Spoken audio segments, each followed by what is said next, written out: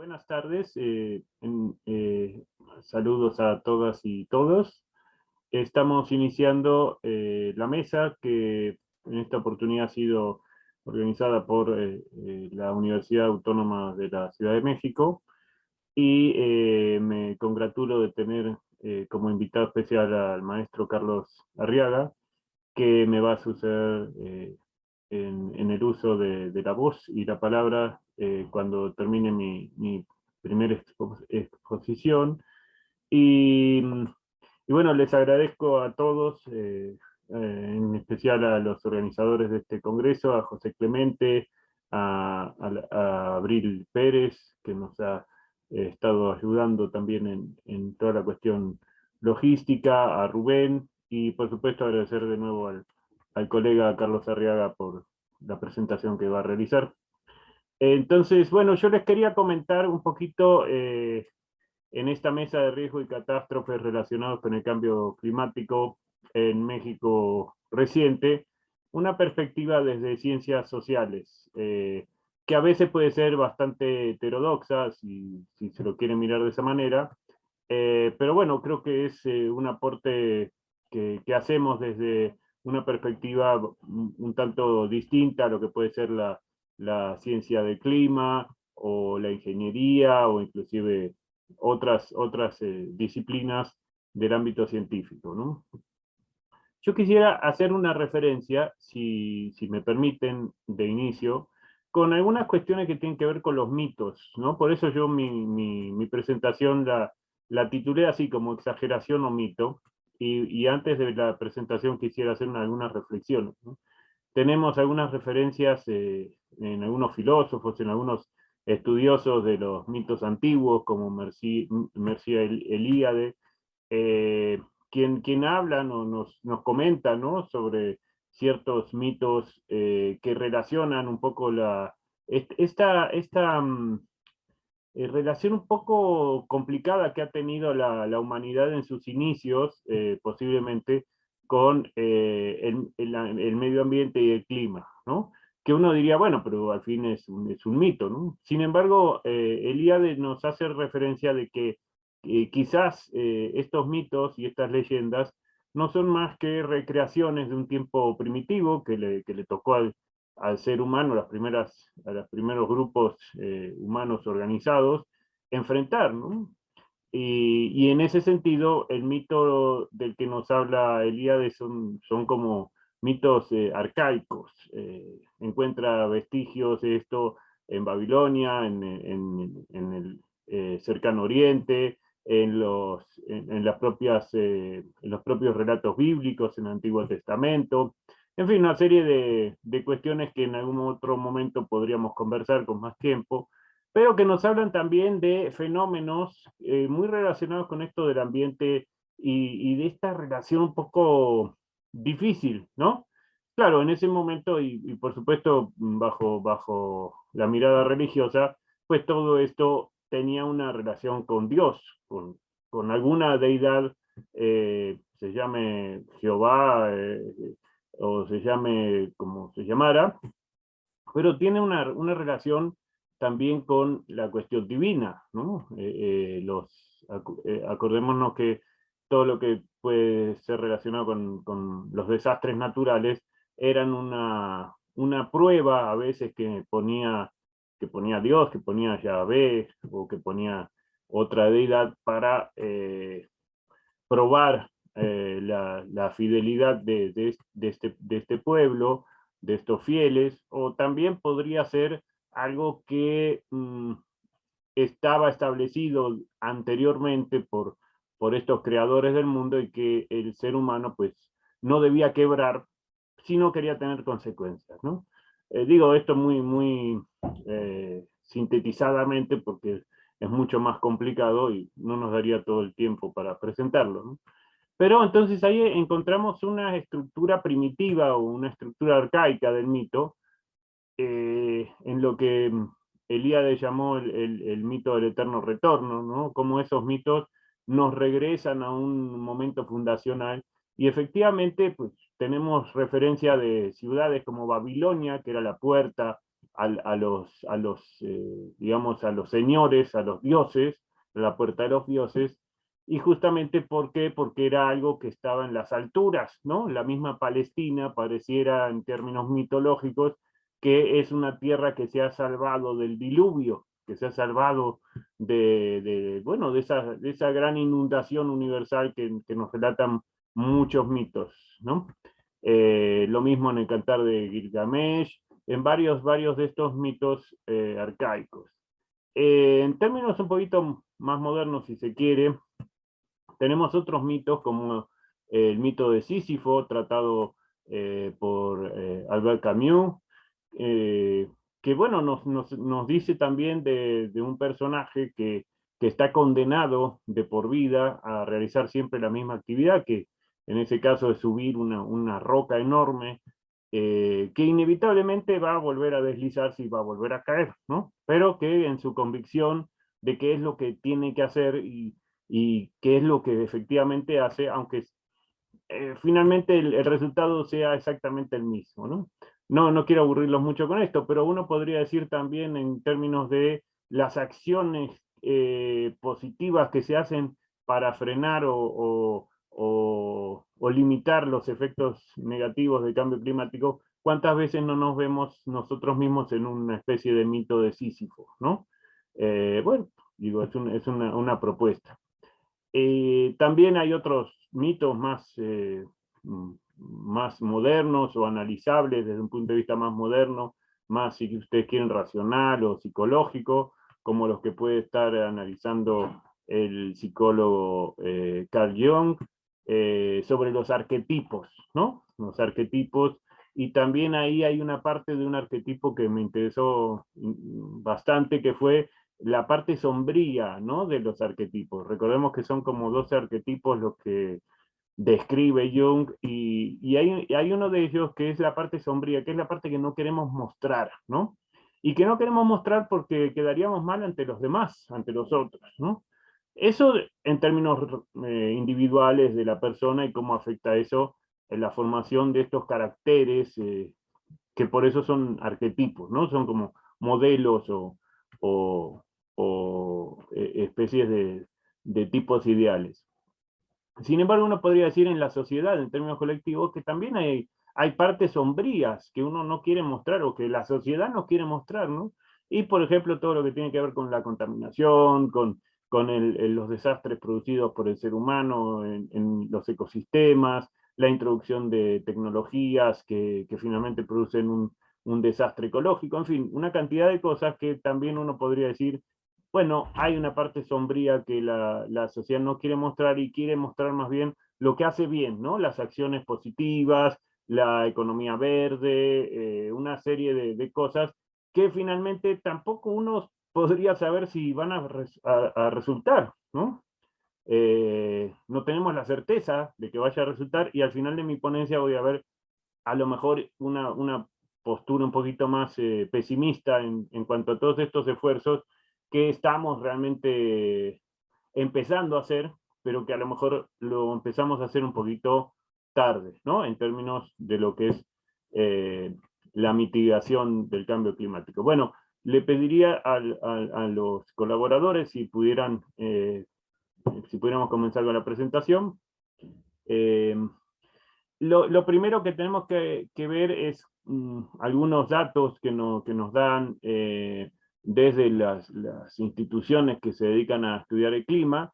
Lo primero que vemos es un aumento en la temperatura. Digo, esta gráfica es de 2020, pero podríamos constatarla con otras de 2018 y anteriores, y vamos a ver casi los mismos resultados, ¿no? Como hay un aumento en ciertas regiones del planeta, pero que si ustedes ven el mapa planetario, cada vez tiende más hacia el espectro del rojo, ¿no? Y esto es del 2020 y cómo se ha ido incrementando comparando con una base estadística desde el 81 al 2010, cómo se ha ido incrementando en algunas zonas del planeta, de la cual México no está ausente, ¿no? Si vemos, no es de los colores más rojos, quiere decir no ha habido una variación tan drástica, pero podríamos estar en un grado 1 o 2 de esa elevación. La siguiente, por favor. Acá tenemos otra característica que es el incremento de las precipitaciones anómalas, ¿no? Esto de anómalo siempre es un problema porque pensar en algo que es anormal indica que algo es normal. Y bueno, los registros que tenemos son reducidos en tiempo, en términos históricos, pero por lo menos teniendo como base los registros de 1961 a 1990, vamos a ver cómo las precipitaciones llamadas anormales, pues sí, se empiezan a ver en varias regiones del planeta, en el sur de Estados Unidos, en parte del norte de lo que sería el norte de México, en Sudamérica, pues, por supuesto en Europa, en grandes porciones de su territorio, pero también vamos a ver, la próxima, por favor, otros fenómenos que son atribuidos a esto del cambio climático, ¿no? Como por ejemplo las sequías anormales. Entonces, ¿cómo se explica esto, no? ¿Cuáles son las causas probables, por lo menos aceptadas por el consenso científico? La siguiente, por favor. Una de las causas que decimos es la urbanización sin planeación, cómo se han ido incrementando las ciudades, pero sin un verdadero tratamiento del medio ambiente, lo cual contribuye realmente al rápido deterioro del ambiente, pero también está produciendo cambios sustantivos para enfrentar lo que podrían ser las consecuencias más negativas del cambio climático, ¿no? Desde ya que esta urbanización desmedida también está deteriorando los suelos que absorben naturalmente el exceso de humedad, las lluvias torrenciales y por supuesto pues, estas escorrentías que son naturales después provocan desastres cuando no hay una capacidad del territorio por mitigar estas catástrofes. La siguiente, por favor. También la industrialización, el aumento de la población, el auge de los viajes intercontinentales, todo lo que está ligado con las actividades humanas, porque es fácil decirlo, ¿no? El uso de los combustibles fósiles pues está ligado con el fenómeno del cambio climático, sí se hace bastante fácil decirlo, pero el lado social de toda esta explicación, pues a veces se nos oculta, ¿no? Ahí está como la parte sombría de la que les comentaba anteriormente, ¿no? Esta parte sombría de las ideas que tenemos de lo que hacemos los seres humanos, porque pues el uso de combustibles fósiles es lo que ha permitido un crecimiento fenomenal de las actividades y un desarrollo increíble de las actividades económicas y por supuesto una elevación del bienestar general en los últimos 150 años, pero con las consecuencias más graves que tenemos hoy en día, ¿no? Entonces esta parte que no nos gusta mirar del progreso, el desarrollo, pues también está ligado con este cambio en el clima y el aumento de la temperatura global. La siguiente, por favor. Bueno, y aquí tenemos otra de las gráficas, también de 2020. Eh, Estos son tormentas atípicas y precipitaciones severas, ya son severas. Como ven, el mapa se va pintando de verde y de verde oscurito, ¿no? Cada vez más oscurito en muchas regiones, el sur de Estados Unidos, era lo que le comentaba antes, también en parte de México, Sudamérica y en Europa, que ya veremos las consecuencias que ha tenido este año. La siguiente, por favor. Eh, También este gráfico nos habla también de lo mismo, pero me gustaría que ustedes se fijaran en la parte, digamos, del sur de Estados Unidos y lo que sería el territorio mexicano y parte de Centroamérica, como también hay una coloración un poquito café. Entonces esto lo que nos estaría indicando también es una ausencia de precipitaciones interesante, ¿no? Que es la otra cara a lo mejor, o lo que a lo mejor no se ve en los periódicos del cambio climático, que no son solo inundaciones severas o tormentas tropicales, sino también un aumento de las sequías atípicas, ¿no? La siguiente, por favor. Bueno, vamos a ir resumiendo un poquito, ¿no? El aumento de la temperatura en la superficie de los océanos es responsable del incremento en la cantidad de los ciclones tropicales y huracanes, así como la intensidad, ¿verdad?, de estos huracanes, medidas en las escalas que normalmente se conocen, ¿no? Y también así, tormentas severas y tormentas que a veces no se veían con tanta intensidad y tan seguidas, tormentas eléctricas, tornados, trombas marinas. La siguiente, por favor. Entonces, lo que nosotros estamos visualizando en este momento, no solo en México, pero que también se ha dado en el territorio mexicano, pues sí es un aumento de todos estos fenómenos que a lo mejor y no se presentaban con la intensidad y con la, la alternancia que se están presentando en este momento, ¿no? La siguiente, por favor. También lo que decíamos antes, las sequías intensas, atípicas, de la cual hemos tenido ejemplo el año anterior. Este año pareciera que no, pero si uno va a las estadísticas de la Comisión Nacional, tenemos que sí hay unos meses de junio por ahí que se han intensificado las sequías y los incendios forestales. También a esto habría que agregar, por supuesto, la acción humana, ¿no? Muchas veces por acciones que tienen que ver con la agricultura, en fin, pero vamos a hacer caso omiso por ahora de esa situación, nos vamos a referir solamente a los incendios producidos por las sequías atípicas, ¿no? Entonces estamos en un momento también de estrés hídrico muy importante en el país que podemos hacer claramente una referencia al cambio climático también por ese motivo, ¿no? De hecho, este fin de semana o el otro va a haber restricciones en la cuenca del Valle de México, también por lo mismo, por el sistema Cutzamala, porque no está llegando el agua que normalmente tendría que estar en un nivel, ¿no? La siguiente, por favor. Entonces esto tiene repercusiones sobre las poblaciones humanas y también tiene repercusiones sobre los sistemas sociales de organización. Aquí vemos un caso, digamos, el ciclón Igor de 2015, pero efectivamente en las organizaciones humanas que se dan en las ciudades también tenemos un impacto. Quiere decir, esa imagen también mitológica de que el cambio climático solo va a afectar las zonas costeras o el mito de que solo afecta en las zonas rurales, pues ya se está volviendo algo insostenible, ¿no? Las ciudades son de los sectores que más resienten este tipo de fenómenos. La siguiente, por favor. Entonces lo que tenemos aquí es cómo se van formando por estos aumentos en la temperatura de las capas de la atmósfera ciertos tipos de nubes que en general van a estar relacionados con las tormentas severas, las tormentas eléctricas y que en zonas urbanas pues sí pueden producir grandes desastres. La siguiente, por favor.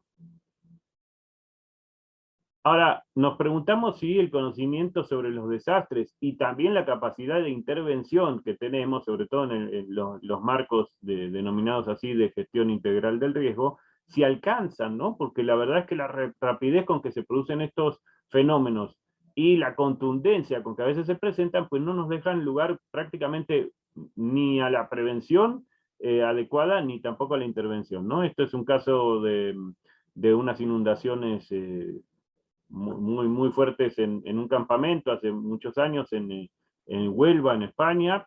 La siguiente, por favor. Pero este año tuvimos en Europa también fenómenos que nos dicen eh, nos hablan acerca del límite que tenemos para la intervención humana y para poder tratar estos temas, ¿no? Esta es la ciudad en un municipio que es Erfstadt y la zona, digamos, colindante, que es Blesem, eh, que son zonas que se habían elegido por las personas, al parecer, como zonas más, no rurales, pero más tranquilas, menos urbanizadas, etcétera. Y fíjense la siguiente, por favor, cómo el agua se desbordó de una manera que hasta el terreno se dio, ¿no? Acá están las casas, y ustedes lo pueden apreciar, cómo las casas, y claro, es una zona un poquito más periurbana, digamos, de una ciudad bastante importante, 45.000 habitantes, pero fíjense cómo este fenómeno del cambio climático no solo también otro mito que se cae, o que se debería revisar, es que esto pues afecta a lo mejor países poco desarrollados o menos desarrollados. Bueno, esto es en Alemania, eh, es en el norte de Alemania. Entonces, la siguiente, por favor. Ya tenemos estos indicios, ¿no? Por eso decimos, si esto es que hablamos ya, y gracias al PINC y a la UNAM, estamos ya en el 11º Congreso sobre Cambio Climático, nos decían exagerados, nos decían que todo esto era parte de un mito. Bueno, pues lo ponemos entonces en discusión. La siguiente, por favor. ¿Tenemos ciertos conocimientos? Sí, sobre todo conocimiento para intervención en accidentes, y ya hasta podemos tener distintos tipos de intervención de acuerdo a cómo se haga una tipología de accidentes, ¿no? O de desastres. Entonces, tenemos accidentes, emergencias, desastres, y ya lo último sería la catástrofe, ¿no? No tengo mucho tiempo para analizar este cuadro, pero si ustedes quieren, después estará la presentación, por supuesto, para todos. Y fíjense cómo la capacidad de respuestas dependen también del tipo de fenómeno que se presente, ¿no? Y cuántos de estos fenómenos que ya en México están ocurriendo, no deberíamos llamarlo solo emergencia, ¿no? Que hablamos solamente de un accidente o un evento, pero que pues tenemos esos recursos que son suficientes para enfrentarlo, podemos tener una ruptura de la normalidad, pero que se puede subsanar rápidamente. ¿Y cuánto de esto en el último año o en los últimos años, en realidad ya se ha pasado esa barrera y ya tenemos que hablar de desastres y tenemos que hablar de catástrofes, porque inclusive lo que tenemos son estructuras sociales destruidas, ¿no? Cuando la gente empieza a migrar, empieza a poner en riesgo su vida porque ya no puede soportar continuar la vida en esa localidad, en ese municipio, o cuando el gobierno se ve sobrepasado por 2, 3 días porque no hay forma de atender la emergencia, entonces ya no podemos hablar de emergencia, ¿no? Tenemos que hablar de un grado superior. La siguiente, por favor.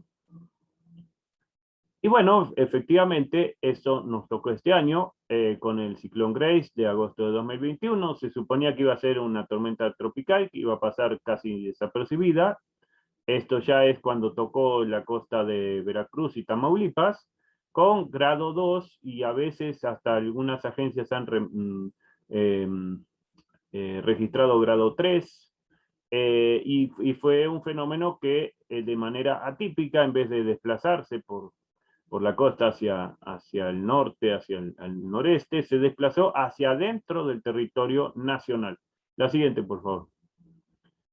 Entonces, este fenómeno que decíamos que era muy probable, pero que por el cambio climático a lo mejor y podía suceder, ¿no? Que hubiera sucedido un huracán en el territorio de México, pues ya sucedió este año, en el 20 de agosto, es lo que estamos viendo, cómo penetra rápidamente al territorio y por suerte, se degradó y se debilitó casi a la mitad del territorio, es decir, no pasó lo que decían en los servicios meteorológicos de Estados Unidos, que preveían que se volviera a intensificar y que tomara otro rumbo hacia el norte de México, ¿no?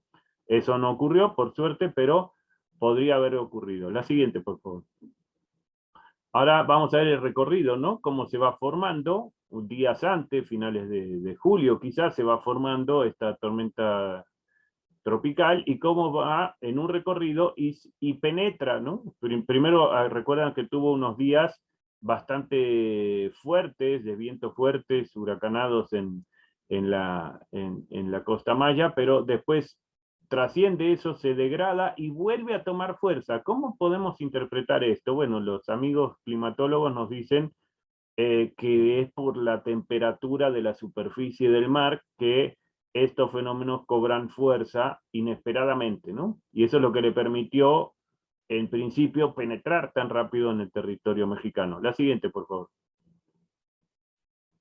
Aquí nada más son unas gráficas para que vean cómo se estaba monitoreando. Es decir, sí tenemos información, sí tenemos conocimiento como para ir monitoreando este tipo de fenómenos? Por supuesto que sí, Conagua es una de las instituciones que lo hace, los organismos de protección civil, nacionales y también locales, por supuesto que sí se pueden, pero las consecuencias, pareciera que las consecuencias de estos fenómenos no son tan manejables. La siguiente, por favor. Aquí vemos nada más unas imágenes, unas primeras imágenes, la siguiente, de cómo operarían estos ciclones que producen. Acá tenemos ya en una cobertura mediática, que fue de mucha importancia esta vez, justamente porque el huracán sí cobró esta fuerza y penetró en el territorio. Otros fenómenos, la verdad que los medios los pasan desapercibidos, pero este sí cobró bastante notoriedad. La siguiente, por favor. Y aquí tenemos de los primeros efectos. En Veracruz, calles anegadas, esto es zona urbana, ¿no? Ya vemos que es zona urbana. La siguiente, por favor. Los carros que no pueden circular, daños a la propiedad, daños al patrimonio. Todo el territorio estaba bajo la amenaza de una gran masa de humedad, con lo cual podía ser que incrementara su caudal este, este, este fenómeno y también que se intensificara su fuerza, ¿no? Fíjense cómo acá ya está la Ciudad de México cubierta, ya todos estos estados fueron afectados. La siguiente, por favor. Aquí es el paso por distintas entidades federativas, esto es por ahí por Veracruz, como también afecta cuestiones públicas, tendido eléctrico, telefonía, bueno, en fin, deja incomunicadas poblaciones. La siguiente, por favor. Cómo hay destrucción del patrimonio de las familias, cómo la gente no estamos teniendo una buena cobertura en ese sentido, no prevenimos estos fenómenos para que la gente construya de otra manera o se prepare de otra manera. Fíjense las personas cómo tienen que cocinar, pues, hacer sus alimentos pues, casi a la intemperie, ¿no? La siguiente, por favor. Y aquí vemos operaciones de salvataje por desbordamiento de ríos, también por el Grace en Veracruz, eh, es decir, intervención humana, pero que es posterior a que ocurre ese fenómeno. La siguiente, por favor. Y lamentablemente también pérdidas humanas, esta vez no hubo tantas pérdidas por el ciclón, pero sí por la humedad que trae consigo este fenómeno y el desmoronamiento, pero también aunado a esto el peligro en que se exponen las personas en las construcciones, en construcciones muy endebles para enfrentar este tipo de fenómenos, y entonces acá se desgajó una parte de un cerro y provocó una luz en donde murieron varios integrantes de una familia, entre ellos menores. Aquí, por supuesto, la imagen es terrible, ¿no? Como están sacando personas literalmente de abajo del barro, ¿no? La siguiente, por favor. De esta familia solo se logró salvar el padre y uno de los niños. Tengo entendido que el padre estaba fuera de la vivienda y, bueno, lamentablemente sí hubo fallecidos. Entonces quiere decir que también hay daños a las personas, ¿no? Por todos estos fenómenos. La siguiente, por favor. Esto no pasó en la costa, no pasó en la zona costera donde está el mito de que ahí va a impactar, ¿no? No, esto pasó en Tula, Hidalgo, también por el paso del huracán. Fíjense cómo la cantidad de humedad y todo lo que trajo este ciclón hizo que se desbordara el río y provocó esto que fue una catástrofe. Ahí sí lo vemos, como estos que se ven aquí son los techos de los carros, ¿eh? Fíjense el nivel que puede haber tenido el agua en este caso. La siguiente, por favor. Y bueno, la notoriedad en los medios de comunicación la tuvo a partir de que se inunda el hospital del IMSS, del Instituto Mexicano de Seguridad Social, y donde el hospital se inunda, fallecen personas que estaban internadas por COVID, se logró rescatar de la parte de neonatología algunos bebés, inclusive con esfuerzos heroicos que hicieron hasta los médicos, los enfermeros para salvar a esas personas, pero lamentablemente no todas las personas se pudieron salvar. Y bueno, entonces también hay afectación por estos fenómenos de instalaciones públicas, por supuesto, afectación en fallecimientos, pero fíjense que esto fue en Tula, Hidalgo, ¿no? La siguiente, por favor. Fallas en la electricidad, que evidentemente si están en una situación donde necesitan oxígeno y demás, pues esas personas también son afectadas, ¿no? Nada más esto lo detalló el titular del IMSS, Robledo. En 20 minutos subió el agua dentro del hospital. La tarde de ayer se encontraban elaborando 104 trabajadores de salud y 56 pacientes hospitalizados, varios de ellos por COVID. En el momento en que se dañó el sistema eléctrico de varias colonias, falló el sistema de oxigenación, 40 sobrevivieron. Alrededor de 20 personas se están evacuando y trasladando a otros hospitales en este momento. Fíjense la magnitud que puede tener este daño, y de hecho el ciclón no impacta directamente, sino que es en su trayectoria en donde se van a ver este tipo de cuestiones. La siguiente, por favor. Y también llegó a la Ciudad de México, a lo mejor no con la intensidad que se esperaba, pero sí hubo afectaciones. Esto es en la delegación Cuauhtémoc. La siguiente, por favor. Afectaciones que tienen que ver con días así muy húmedos, muy lluviosos, inundaciones, anegamientos de vías terrestres. La siguiente, por favor.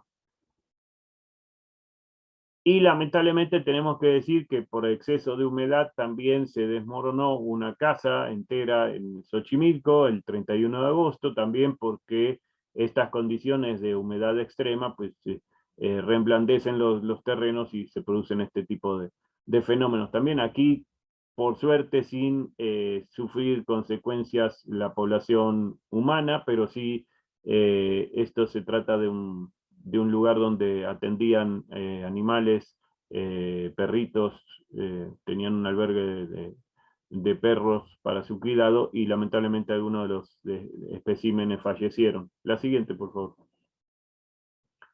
Pero bueno, estos desgajamientos pueden haber ocurrido en cualquier zona con ocupación humana, porque los sistemas humanos no están preparados para resistir este tipo de fenómenos atípicos. La siguiente, por favor. Y aquí vemos una zona, otro de los mitos, ¿no? De que esto impacta más en las zonas vulnerables y entonces la población vulnerable es la que vive con poco salario y la que tiene pocos ingresos, y esto es otra de las cosas que hay que revisar, porque esta es una zona residencial en la Ciudad de México. Si ven cómo está el agua, hasta dónde llega, impide la entrada y salida de personas, ¿no? La siguiente, por favor. Entonces, bueno, ahí también tendríamos que empezar a discutir de qué se trata cuando hablamos de sectores vulnerables o no vulnerables ante el cambio climático. Bueno, pero no solamente fue el Grace, también hubo una cantidad de tormentas tropicales y de ciclones esta temporada que está por finalizar, ¿no? Pero que ya nos dejó un buen registro de estos fenómenos. También otros, para mencionar algunos, el Kevin, que afectó Chiapas, Chihuahua, Colima, Guerrero, Jalisco, Michoacán, Oaxaca, Sonora, pero también, como ustedes ven, también fueron afectadas localidades en Durango, Guanajuato, Morelos, Nayarit, Puebla, Sinaloa y Veracruz, con lo cual no se puede estar hablando en este momento tampoco de entidades o de municipios que no tengan una probabilidad cierta de que sean afectados por estos fenómenos. La siguiente, por favor. Y otro de los huracanes que fue el Larry, también esto fue, el anterior fue en agosto, este fue en septiembre, quiere decir que tuvimos una actividad ciclónica bastante intensa este año.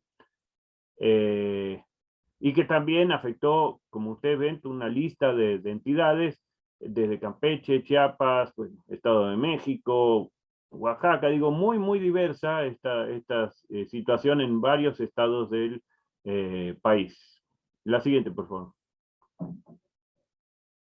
Entonces, cuando me refería al inicio, ¿no? ¿Qué se puede y qué no se puede hacer o qué se debería hacer? Bueno, pues la respuesta fácil, pero no tan fácil, es, pues urge. Lo único que tenemos que hacer es bajar, pero bajar a cero la cantidad de emisiones de gases de efecto invernadero a la atmósfera. No hay otra solución. Ahora, ¿cómo se hace eso? Eso es lo más difícil y quizás sea el mito de Sísifo, por eso lo citábamos al principio, ¿no? Que trata el escritor Camus. Pareciera que esto es un mito de Sísifo, ¿no? Como todas estos componentes eh, que están presentes en nuestra vida moderna y que son un poco el factor que desencadena estos procesos climatológicos, pues esto es lo principal y la meta principal que nos tenemos que poner. Reducción a cero emisiones. ¿Cómo lo vamos a hacer? Es lo más difícil, depende mucho de los gobiernos y depende de un acuerdo que se cumpla, un acuerdo obligatorio, ya no debería ser puesto a discusión, porque si ustedes se fijan en esta gráfica que salió hace muy pocos días atrás, como si seguimos con este ritmo de emisión de gas de efecto invernadero, pues no vamos ni siquiera a alcanzar las metas que nos propusimos, ¿no? Bueno, que se propusieron los gobiernos, pero que nos comprometemos, como dijeron en la mesa anterior, la sociedad civil o como se llame, nos comprometemos también en lo que nos toca, ¿no? Entonces fíjense que estamos ya yo diría que estamos en el límite. La siguiente, por favor. Entonces voy a hacer unos comentarios finales. Nociones poco claras e inadecuadas frente a la intervención en desastres. Estamos interviniendo siempre al final del desastre o al final de la etapa del desastre, es decir, cuando ya las consecuencias son notables. No tuvimos, y este año se demostró que no se tenía una capacidad de prevención, de atención primaria de la población. Se esperaba que llegara y hasta estaba la información, como se mostró, del Grace, cómo iba a pasar por el territorio, y sin embargo los distintos servicios de protección civil pues no dan abasto para intervenir, ¿no? Para prepararnos frente a estos desastres que, bueno, justamente ya dejaron de ser una exageración, como decían algunos, ya pueden ser vistos como algo que no era una exageración y que debería ser tomado en cuenta como algo con lo cual vamos a tener que convivir. La siguiente, por favor. Pero sin políticas públicas adecuadas para prevenir y enfrentar los desastres, es muy probable que el desastre ya se convierta en catástrofe, ¿no? Que ya se convierta en esas catástrofes como ocurrió, como está ocurriendo en otros lugares del planeta, inclusive desarrollados, como lo que mostramos en Europa, como lo que se ve en las temporadas de lluvias en Europa, en otros países, y como lo que se ve normalmente, pero que vamos cada vez más naturalizando, ¿no? Como que sabemos que en algún momento del año pues, se van a dar estos fenómenos, entonces ya es como que en la vida cotidiana lo vamos previendo, pero no nos preparamos hacia eso, ¿no? Y el principal actor que tiene que enfrentar esto es el gobierno, ¿no? Es el actor gubernamental y que tiene que preparar a la sociedad, bueno, esa es mi convicción, sin dejar de lado la responsabilidad de la sociedad en su conjunto, pero el actor gubernamental tendría que estar preparando eh, pues las respuestas posibles para estos fenómenos que cada vez se ve que van a ser más, más cotidianos. La siguiente, por favor. Y entonces las políticas públicas, según esta propuesta, deberían ser elaboradas de una manera participativa entre las entidades públicas, el sector privado, los ciudadanos, las organizaciones sociales, inclusive la comunidad internacional, ¿no? Lo que algunos han llamado la gobernanza climática podría ser, no quiero ponerle una etiqueta a esto, pero en parte esta es la discusión, ¿no? Cómo la sociedad civil participa en esta medida de prevención y en su caso de mitigación también. Y los gobiernos deberían dejar de gestionar en el riesgo, es decir, cuando ya se producen las catástrofes, y aprender de una vez a gestionar en riesgo, ¿no? Que son dos conceptos muy diferentes, aunque las palabras parezcan muy similares. Y bueno, la siguiente, y creo que ya con eso concluye la ponencia y le cedo la palabra a la presentación del maestro Arriaga, que yo creo que va a, a ser muy enriquecedora para todos los asistentes. Muchas gracias.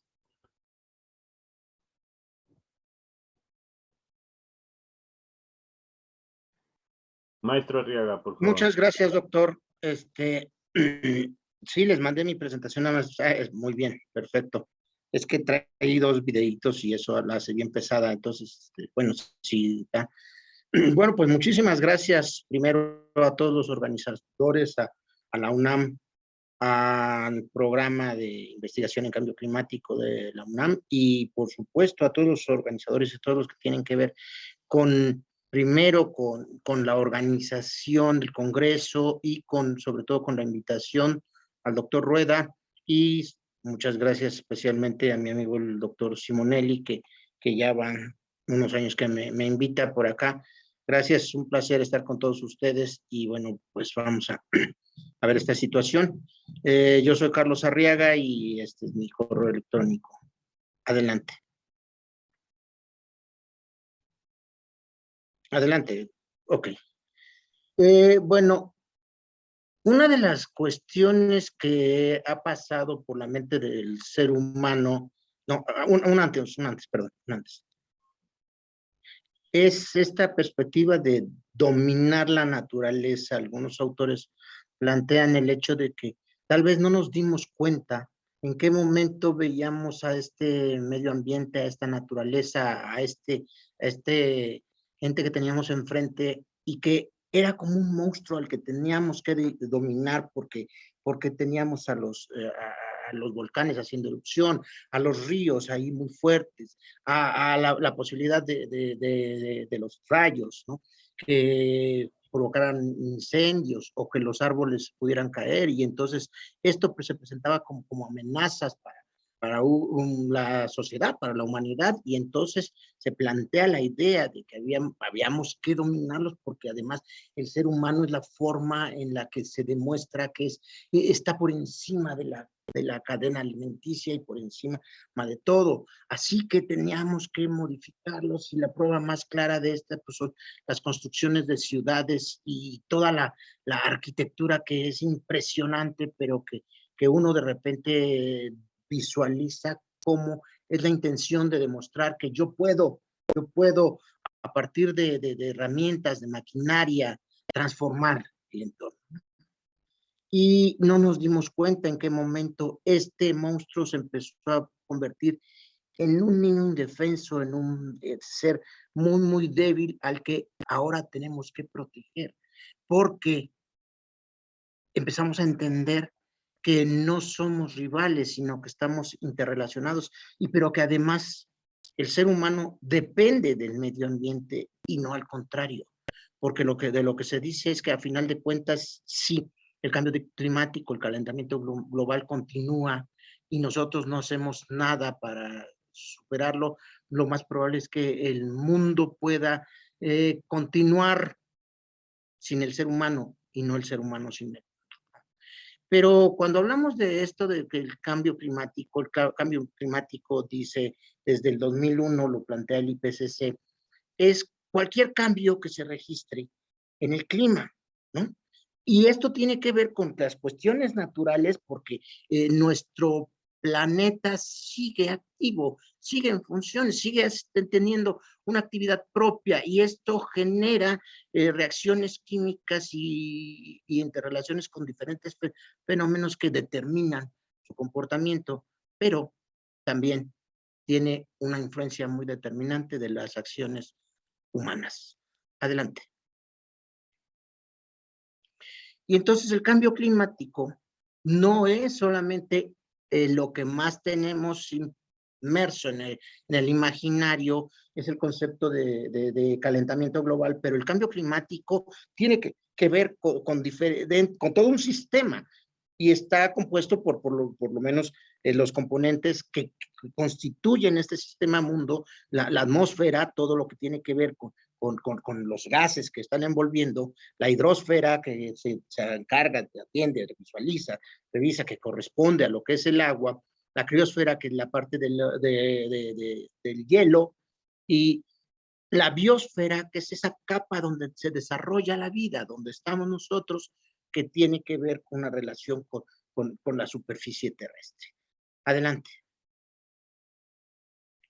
¿Qué produce ese cambio climático? ¿Qué es lo que ese calentamiento global que el cambio climático, ya dijimos, son fenómenos naturales o son fenómenos humanos, pero el calentamiento global tiene que ver mucho con con las reacciones, con las acciones del ser humano, ¿no? Y en este sentido tiene que ver con todos los sistemas que acabamos de mencionar, y hay cosas que han determinado muchísimo más que este calentamiento global tenga un avance, ¿no? La radiación solar, por supuesto, el mundo es un sistema, pero es un sistema abierto en el que tiene relación también con lo que está afuera. Lo más claro pues, son los rayos solares que llegan todos los días y tiene reacciones, esto provoca reacciones que intercambian gas, ¿no? En la atmósfera, pero también nosotros, los humanos, estamos teniendo acciones en nuestro avance, en nuestro crecimiento y en todo esto que nosotros hemos ido llamando históricamente nuestra búsqueda del desarrollo con ocupación del territorio y con ello transformación de ecosistemas, deforestación, uso de cada vez más situaciones para mejorar nuestra calidad de vida, los medios de transporte, los aerosoles y por supuesto toda la carrera industrial que tiene que ver con un punto en donde precisamente se marca muy claramente, ya para el último informe entregado en agosto de este año, se hace referencia muy clara a la acción que puede interpretarse del ser humano en este fenómeno. Una más, por favor. Entonces, existen ya algunas regiones que dice este informe que tienen calentamientos de 2 a 3 veces superior al promedio, ¿no? Y que lo que sí podríamos decir, el informe entregado es un avance del informe general que se va a entregar. Se plantea que en septiembre de 2022 se culmine y pues en los próximos meses se estará haciendo entrega del 6º informe de investigación sobre el cambio climático. Pero lo que ya se puede avanzar es que si no tomamos medidas precautorias, si no cambiamos nuestra forma de actuar, si no cambiamos, si no modificamos nuestra manera de relacionarnos con el medio ambiente, nuestra huella antropogénica en este calentamiento podría ser alrededor de 2%, 0.2 grados centígrados por década. Adelante. Y esto parece poco, una más, por favor. Esto parece poco, sin embargo, una más. Adelante. Ok. No, un antes. En esa, ¿no? El calentamiento global se ha estado expresando y el informe de agosto, lo que se identifica, se menciona como el informe del calentamiento global de 1.5 grados centígrados, porque es la propuesta a la que se está haciendo, que por lo que suceda intentemos no superar ese 1.5 grados centígrados, porque si las acciones del ser humano, de las antropogénicas, rebasaran y llegaran, dado caso, a los 2 grados centígrados, las consecuencias podrían multiplicarse en diferentes ámbitos y en diferentes magnitudes. Hasta ahora podemos decir que de la época preindustrial, y este es un dato que sí ya se ofrece actualmente en el informe de agosto 2021, en el cual se reconoce ahora que por lo menos el 1 grado centígrado del 1.2 que se ha aumentado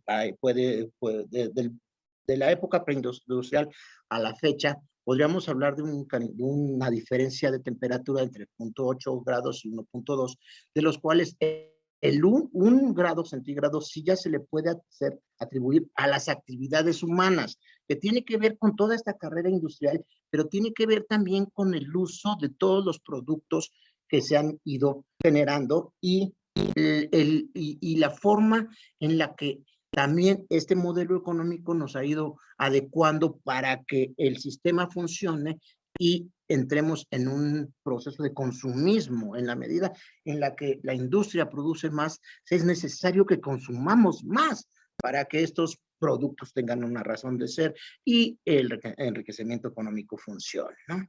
Así que en el caso de que de verdad llegáramos al punto cero de crecimiento de temperatura, de calentamiento global, las condiciones en las que nos encontramos actualmente van a seguir dando, van a seguir teniendo afectaciones al mundo y, por supuesto, a todos los seres que lo habitamos por algunas décadas más, y si no, por un largo plazo, ¿no?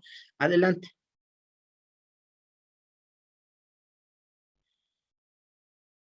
¿Qué consecuencias podemos tener en este sentido? Recientemente, cuando pasó el verano, se hablaba de exactamente el 13 de agosto del día más caliente del año, y entonces se planteaba si ese era el día más caliente que uno había vivido, o era el día más caliente que empezábamos a vivir, ¿no? Si estos días calientes cada vez son más y vienen en incremento hacia adelante. Dependiendo de la latitud en la cual te ubiques, puede haber un incremento de los días más calurosos, este periodo de máximo calor que, bueno, atravesamos nosotros en verano. En algunas latitudes se presenta con un aumento hasta de 3 grados centígrados de la temperatura normal. Entonces, lo que nosotros estamos padeciendo en algunas latitudes, específicamente al centro del mundo, pues son todavía muchísimo más elevadas. Adelante. Una más. Entonces, lo que podemos decir es que podría seguir aumentando la temperatura media. Podríamos expresar extremos cálidos en regiones, bueno, no habitadas, pero también las habitadas. Y esto tiene que ver mucho con las ondas de calor. Pues, ahí se puede concentrar, si no existen las mejores condiciones para disiparse, en la medida en la que el desarrollo urbano ha ido deforestando, ¿no? la capa verde.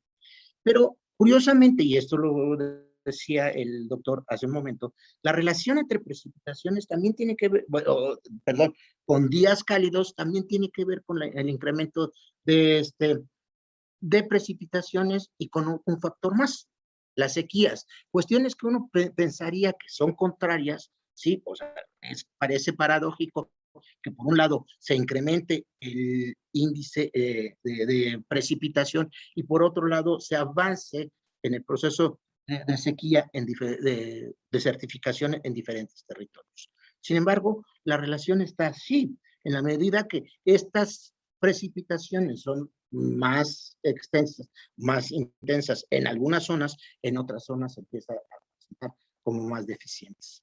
Adelante.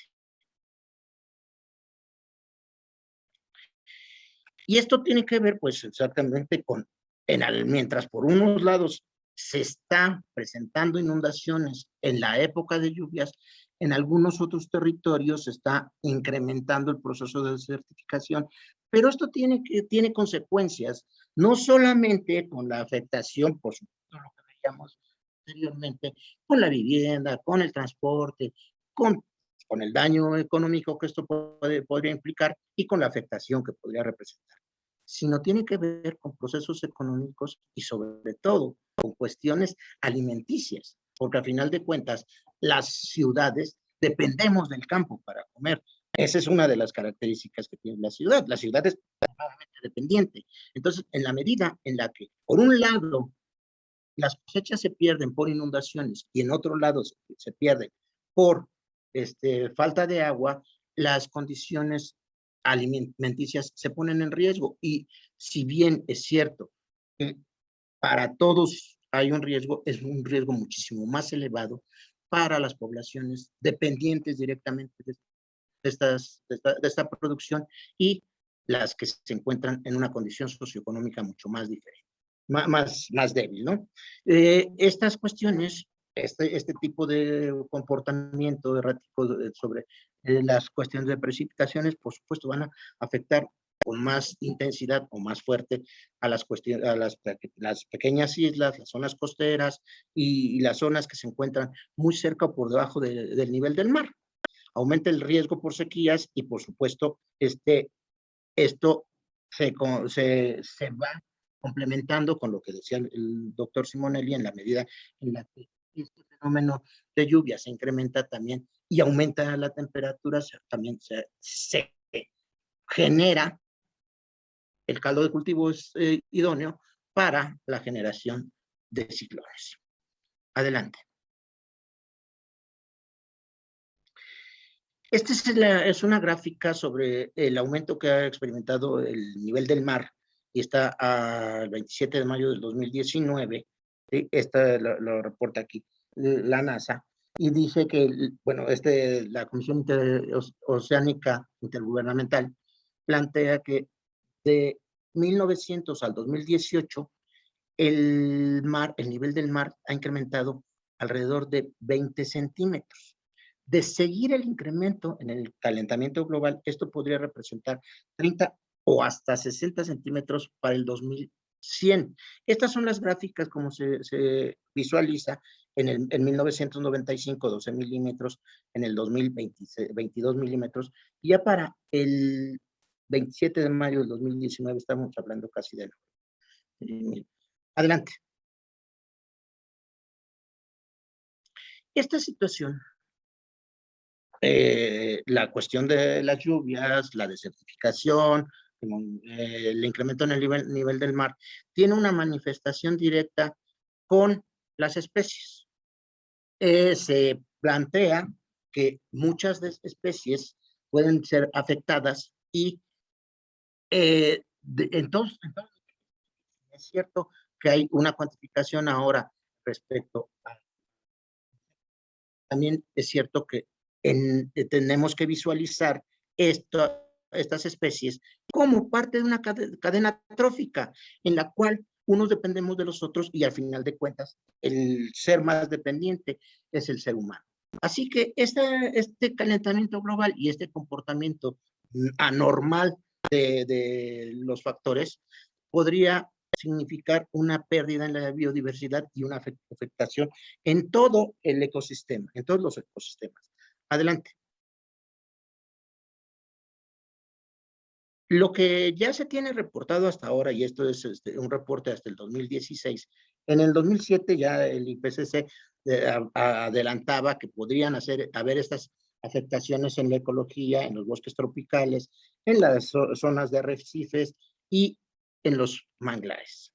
Para el 2016, este reporte de la vida del planeta dice que se han afectado el 38% de las especies de mamíferos, el 81% de las especies de anfibios y el 36% de las especies acuáticas. Una cuestión que es bien importante por esto lo puse aquí como cita, en los cambios en la estabilidad de los reptiles, dice, la temperatura ambiente durante la fase de incubación de los huevos determina la proporción de sexos al nacer.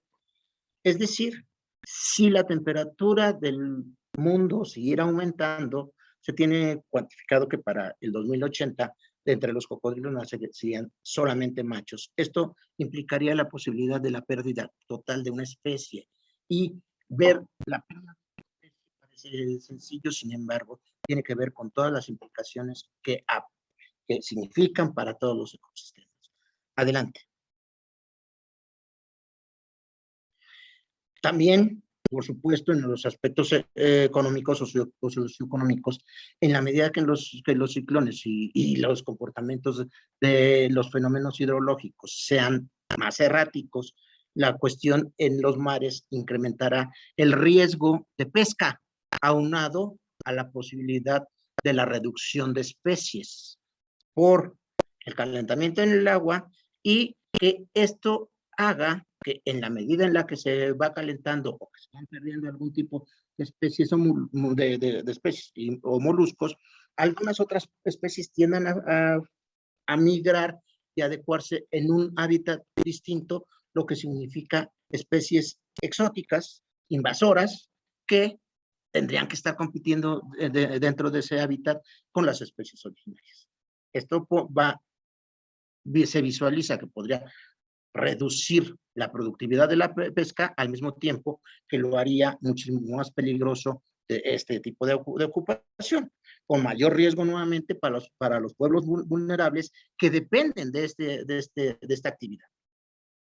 Y pueden aumentar también por la disminución de especies, pueden también hacer que nuevos vectores o los vectores ya existentes se intensifiquen, teniendo una representación más alta de enfermedades de transmisión por vectores, por ejemplo, como la malaria o el dengue, que pueden extenderse o inclusive tener una manifestación mucho más agresiva. Adelante. Este es el comportamiento de las sequías en México en el 2021. Este mapa es al 15 de octubre. En gris tenemos las zonas que no representan, que no se manifiestan con sequías, y en una gama que va del amarillo, el rosa al rojo, en las zonas en donde más se ha visto afectados.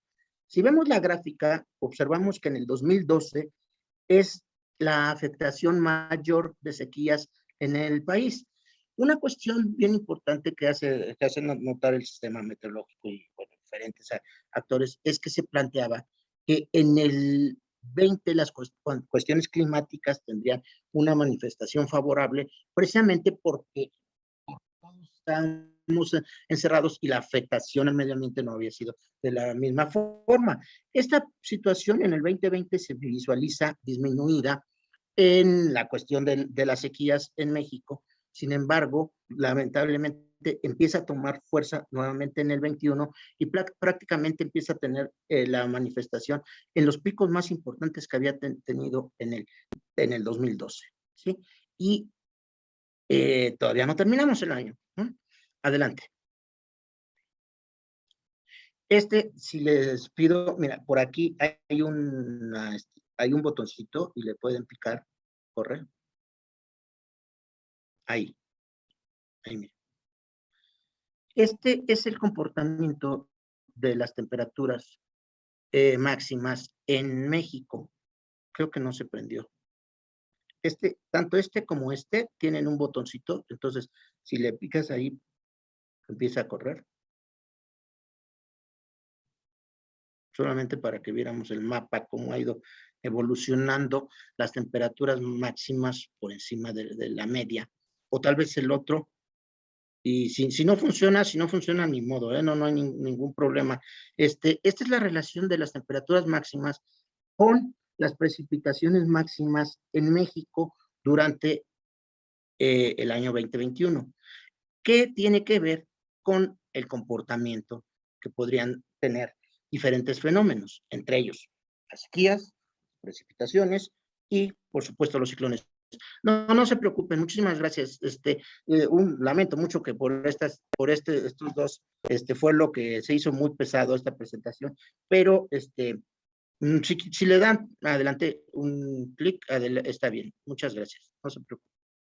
Ok, entonces, referente precisamente a lo que decía el doctor Simonelli sobre los ciclones, precisamente pensando que esta relación tendría que manifestarse como una diferencia en la expresión de los ciclones en México, vamos a ver bien, presentar los últimos años, del 18 al presente, de cuál ha sido el comportamiento de los ciclones en México. Esta es una página, aquí está la liga, si ustedes quieren entrar, y tomé a bien poner el nombre de quien produce estos resúmenes anualmente. Bueno, de hecho, los va produciendo conforme se van presentando los diferentes ciclones, el maestro Cirilo Bravo, que dice, y además hace un resumen de cada uno de los ciclones y hace un resumen de cómo se comportó la temporada, ¿no?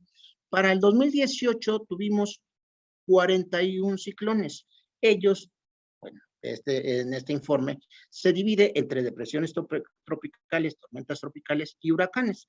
Las depresiones tropicales, según el sistema Saffir-Simpson, son las que no llegan hasta 62 kilómetros por hora.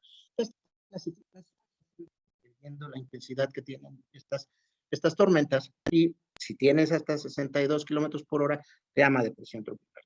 De 63 a 118 kilómetros por hora las llamamos tormentas tropicales, y de 119 en adelante se pueden llamar huracanes, y dependiendo conforme vaya incrementando su intensidad, puede ser huracán 1, 2, 3, 4 y 5.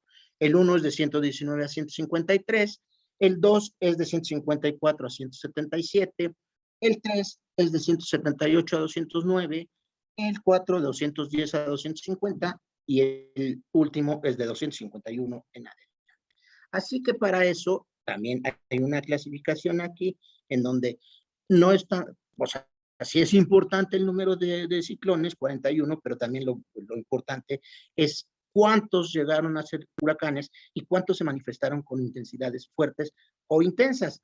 El criterio de intenso se da a partir de la intensidad 3 en adelante. Entonces, 20 de estos 41 ciclones se convirtieron en huracanes, de los cuales en el 2018 9 fueron fuertes y 11 intensos. Adelante.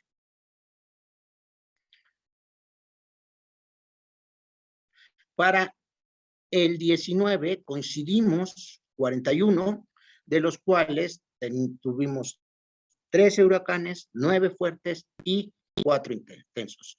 En el 2020 sí aumentó, curiosamente, lo que decíamos, se proyectaba que en el, y de hecho en el imaginario popular se planteaba que el 2020 sería un año muy favorable para el mundo. Sin embargo, en cuestiones de ciclones, en México se presentaron 52 por encima de los 41, que cabe decir que el promedio es entre 15.2, ¿no? Entonces, cuando rebasas ya los 20, bueno, cuando rebasas los 16 huracanes, entonces ya estamos hablando de que estás por encima del promedio, ¿sí?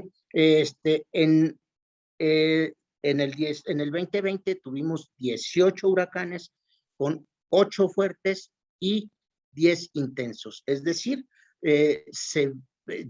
fue una temporada muy más complicada, y 10 de ellos rebasaron el índice 3, ¿no? La categoría 3. Adelante. Para el 21 tenemos cuantificados, perdón, sí, está bien. Para el 21 tenemos cuantificados 28, de los cuales 7 han sido huracanes y 4 son intensos, de los cuales el doctor ya destacaba muy claramente Grace y Larry, ¿no? Los otros 2 son Ida y Sam, y una cuestión muy importante, pues, es, por ejemplo, Grace, que tuvo esta característica de las que ya nos hablaba el doctor, y que duró del 13 de agosto al 21 de agosto.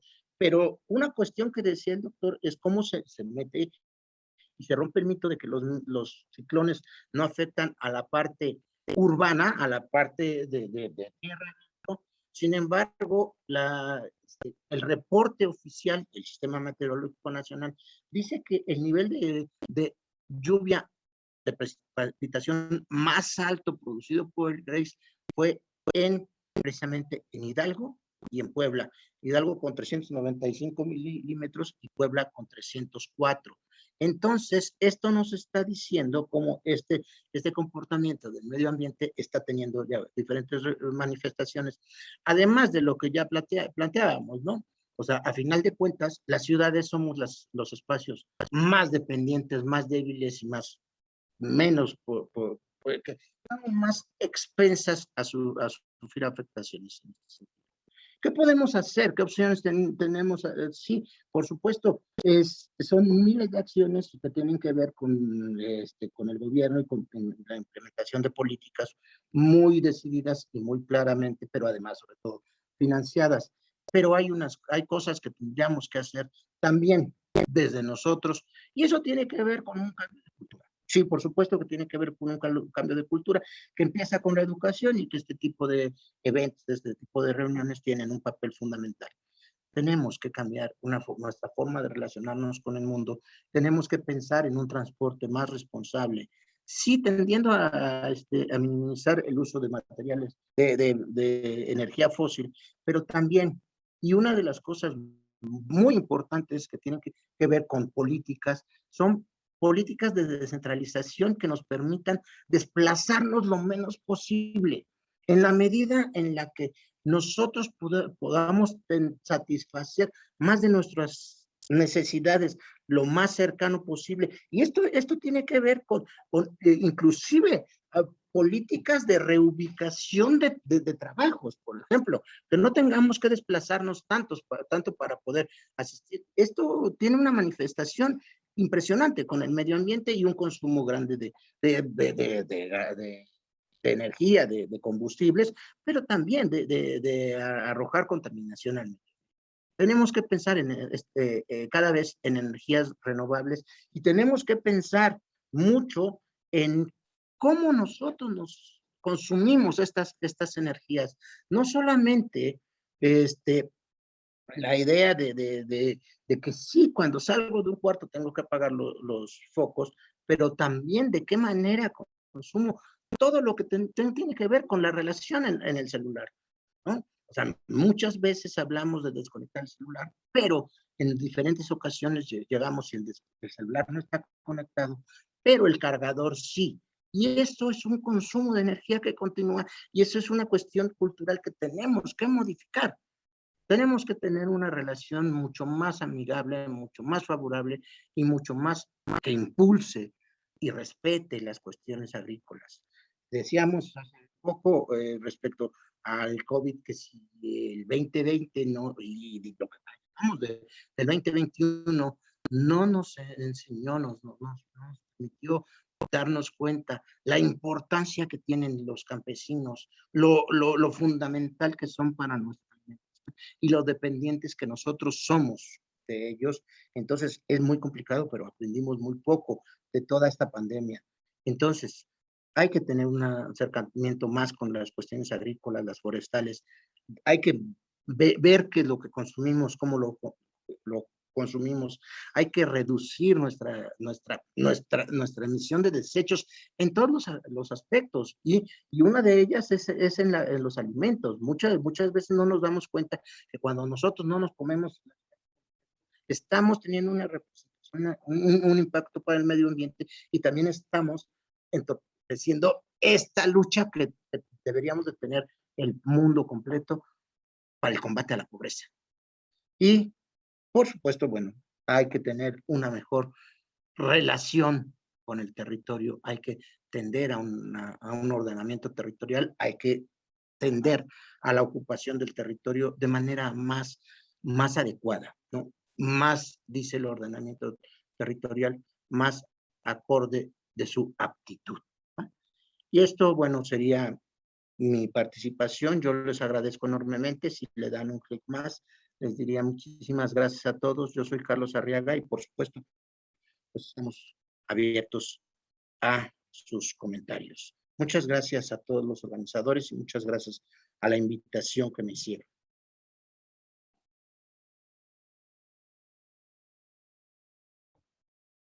Doctor, no sé si está por aquí.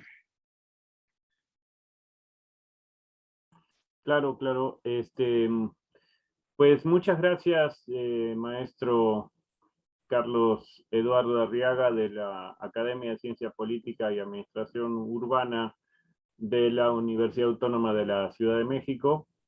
Y bueno, pues tenemos creo que unos minutitos para las preguntas, las inquietudes, las sugerencias, las críticas, por supuesto. Y pues, estamos a la orden de ustedes para todo lo concerniente. Muchas gracias. No sé si quisieran hacer uso de la voz, no sé si los organizadores dan la voz o atienden un chat, no sé cómo nos podamos organizar entonces. Está abierto a las preguntas que los asistentes quieran hacerles, y también hacemos la invitación a los que nos ven por Facebook, si quieren preguntarle algo a los ponentes, estamos atentos a sus preguntas. En el Facebook ahorita lo que tenemos son felicitaciones, los felicitan a ambos por sus investigaciones. Muchas gracias. Y si sus investigaciones están disponibles al público. Pues yo entiendo que con los organizadores del Congreso, ¿verdad? Ya nos podemos comunicar con ustedes y les dejamos las presentaciones. Sí, estarán estamos en vivo ahorita en Facebook y también estarán en nuestro canal de YouTube posteriormente. Perfecto. Ok, pues muchísimas gracias. Sí, adelante, pues eso suena así para ustedes. Y sí, si alguien quiere abrir su micrófono o hacer algún comentario o por el chat, pues bienvenidos.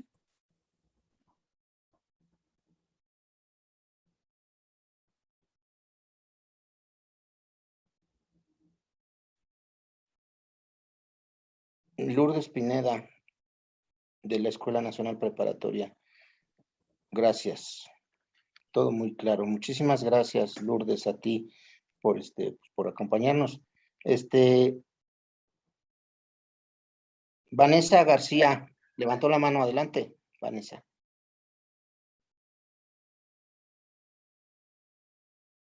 Parece que puedes abrir tu micrófono.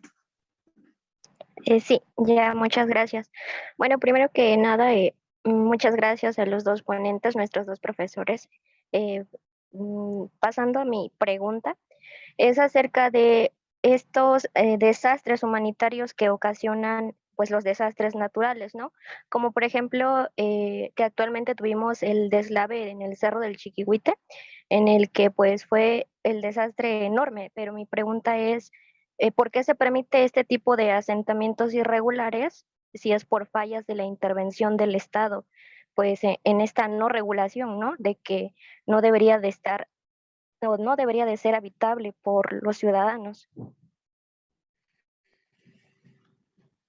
Bueno, mira, primero que todo ya llevamos algunos años tratando de que en el imaginario y pues, por supuesto en el discurso, en el léxico coloquial, se eliminaran la idea del concepto de desastres naturales, ¿no? Hay toda una carga de literatura diciendo los desastres no son naturales, los desastres ya realmente son un proceso social que se va construyendo, y nada más claro que este ejemplo que tú pones, ¿no? El cerro del Chiquihuite, o sea, que alguien llega a ocupar un sitio en donde no es apropiado, y bueno, entonces lo que hace es construir un riesgo. Pero también es cierto que este riesgo, una vez que se construye, no ha sido atendido, ¿no? Sí, en algunas ocasiones hay quienes dicen, bueno, lo que pasa es que no podríamos culpar directamente a la sociedad porque alguien autorizó que se asentaran ahí. Ese alguien también es parte de la sociedad. Entonces, la situación es cómo nos estamos relacionando con el medio ambiente y cómo de repente, o sea, bueno, no de repente, en miles de actividades premia el interés económico. También es cierto, y eso es una cuestión que yo defiendo reiteradamente, esto tiene una explicación directamente con las cuestiones económicas, con la necesidad. O sea, uno no vive abajo de un cerro, uno no vive cerca de una piedra, hablaban de una roca de 10 toneladas, por gusto. Uno vive en ese tipo de territorios, pues porque existe un sistema económico en el cual solo es el único territorio para el que a uno le alcanza para comprar, ¿no? Cuando uno se va a vivir a ese tipo de no es ni porque quieras estar mucho más cerca del medio ambiente, ni porque estés en contra del medio ambiente, es porque la economía te arrastra. Entonces, uno de los compromisos mundiales, y a veces cuando se habla de este tipo de temas, reducción de desastres o cambio climático o todo lo que tiene que ver con los objetivos del desarrollo sostenible, y una de los énfasis es en la reducción de pobreza. La reducción de pobreza en el mundo. ¿Por qué? Porque al final de cuentas, sí, la persona más débil, más pobre, es mucho más vulnerable en todos los ámbitos. Decíamos acá a la hora de que las cuestiones de la pesca se comprometan o la pesca reduzca, pues quien va a ser más afectado directamente va a ser el que tiene menores recursos. Y en la ocupación del territorio también. Los territorios, sí han existido algunos casos de mansiones que se caen, ¿no? Pero la realidad es que la afectación, y cuando entran, por ejemplo, los ciclones, las casas que arrastran son las de una posición económica mucho más baja. ¿Por qué? Porque los sistemas constructivos, los materiales, son más deficientes, ¿no? Entonces, un compromiso que deberíamos de tener como mundo, como humanidad, es el combate frontal a la pobreza. En ello hay un gran sustento de las vulnerabilidades que tenemos, que tenemos todos los días, ¿no? No sé si te contesté. Qué bueno que, y agradezco la participación de nuestra estudiante y nuestra amiga Vanessa. La verdad es que no incluí en la presentación el caso del Cerro de Chiquihuite, porque la verdad es que hay como dos versiones por ahora, dos metidas ahí, y pues la evidencia podría apuntar en favor de las dos causas, ¿no? Una causa habla de cambio climático, el reblandecimiento del suelo, el exceso de humedad, y la otra causa habla de un rebote de lo que fueron los sismos que también se dieron en simultáneo, ¿no? O sea, esta es una mesa de cambio climático, obviamente, y estamos hablando de riesgos que tienen que ver con el cambio climático, riesgos hidrometeorológicos, sequías, ciclones, etc. Pero en términos de riesgo, pues el territorio mexicano ha sufrido en este año lo que a lo mejor no se había visto como riesgo contingente pues, en otros años, ¿no? Hemos sufrido de todo, ¿no? Y entre ellos también sismo. Y riesgo vulcanológico. Entonces, digo, si uno tuviera que hacer la lista, pues da para varias mesas esto, ¿no? Pero en términos de fenómenos hidrometeorológicos todavía no hay una certeza de que sí haya sido causado por eso. Aunque es muy probable, yo diría que es muy probable que sea el efecto combinado a lo mejor de estos fenómenos, ¿no? Por un lado se reblandece el terreno por el exceso de humedad y por otro lado pues sí puede aumentar el riesgo de derrumbe por un movimiento telúrico, ¿no?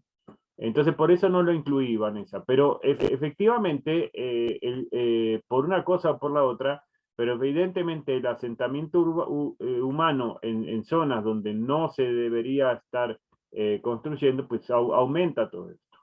Pero además no permite mitigar los efectos del cambio climático, porque si nosotros vemos que esas zonas de cerro son escorrentías naturales y son terrenos que en algún sentido absorbían el exceso de humedad en todo lo que es el Valle de México, pues ahora estamos viendo de que no, efectivamente no, porque hay casas, hay asfalto. Lamentablemente por esta tragedia nos tuvimos que meter un poco con los medios de comunicación en las condiciones en que viven las personas y vemos que pues hay cemento por todos lados, ¿no? Entonces yo diría, ¿y dónde va a escurrir toda esa agua? Evidentemente, pues el agua se mete por donde sea, por entre la roca, entre la piedra, y no respeta que ahí vive gente. Entonces, digo, también el agua hace su labor natural, ¿no? Entonces, creo que los sistemas humanos no estaban preparados para esto. No es cierto que no hubiera un mapa de riesgo, sí lo hay, estaba preparado el mapa de riesgo, pero en términos geológicos. Yo lo que vi, por lo menos yo, que es un grupo de científicos muy comprometidos con este tema y muy laboriosos, pero hasta donde yo pude ver, el mapa de riesgo estaba elaborado por riesgo geológico, ¿no? Y sobre todo por riesgo de movimiento telúrico. Pero entonces habría que ir incorporando los mapas de riesgo también este tema del exceso de humedad por virtud de los fenómenos hidrometeorológicos, ¿no? Para tener un mapa mucho más completo de todos los riesgos que se pueden superponer a veces y que generan este tipo de fenómenos. Pero esa era una aclaración que quería hacer, Vanessa, de por qué no se incluyó en este caso. Se incluyeron un derrumbe en Xochimilco, se incluyó un derrumbe en Jalapa, Veracruz, pero este caso de Chiquihuite, que fue en este periodo, no se incluyó en este recuento. Gracias.